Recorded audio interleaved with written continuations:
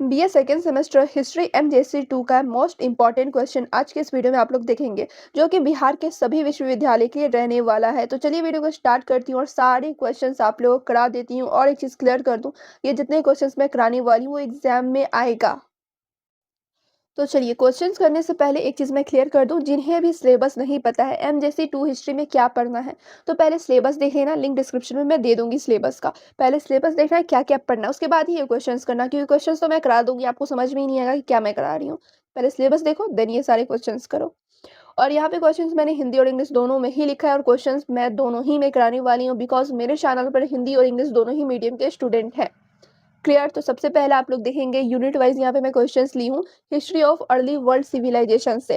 पहला क्वेश्चन है, which civilisations develop the code of Hammurabi, यानी हम्मुराबी की संहिता किस सभ्यता में, किस सिविलाइजेशंस में विकसित हुई थी। तो किसमें विकसित हुई थी, तो मेसोपोटामिया में। ठीक है, किसमें हुई थी, तो मेसोपोटामियन में हुई थी, जिसे बेबीलोनियन भी कहा जाता है।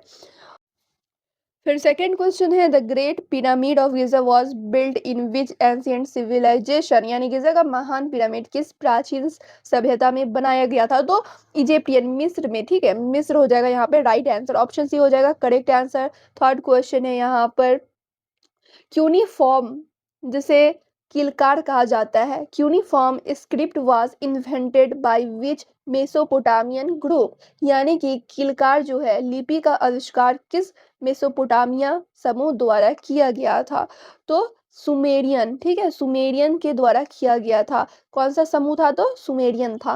फिर देखेंगे आप लोग नेक्स्ट यूनिट 2 के जो कुछ क्वेश्चन है, यूनिट 2 में क्या पढ़ना है, तो क्लासिकल ग्रीक पढ़ना है, और इससे भी कुछ क्वेश्चन लिया गया है। Who among the following was the leader during the golden age of Athens, यानी निम्नलिखित में से, यानी चार ऑप्शन है, इनमें से कौन एथेंस के स्वर्ण युग के दौरान नेता थे, तो कौन थे, तो पेरिकिल्स थे। कौन थे, तो पेरिकिल्स थे। ऑप्शन यहाँ पे हो जाएगा बी राइट आंसर।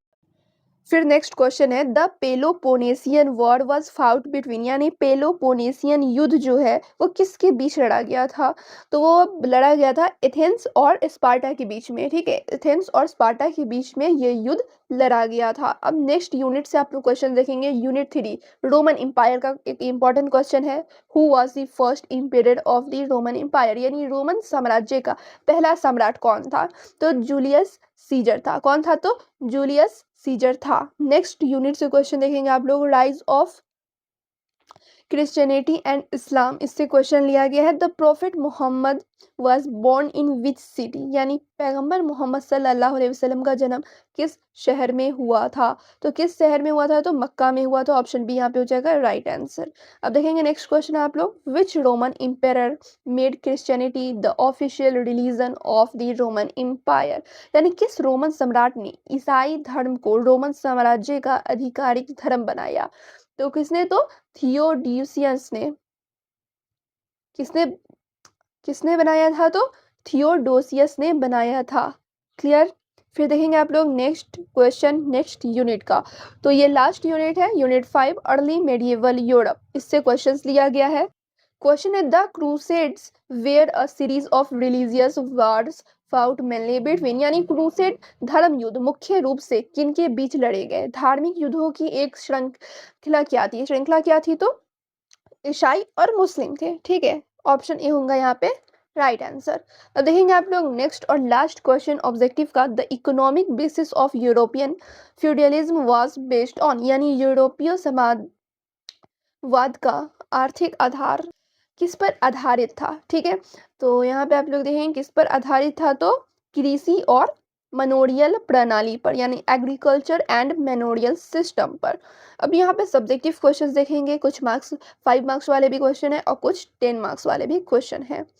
तो यहाँ पे आप सभी देखेंगे क्वेश्चन क्या है, तो right a short note on the code of Hammurabi, इस पे आप लोग को नोट लिखना है हम्मुराबी पर।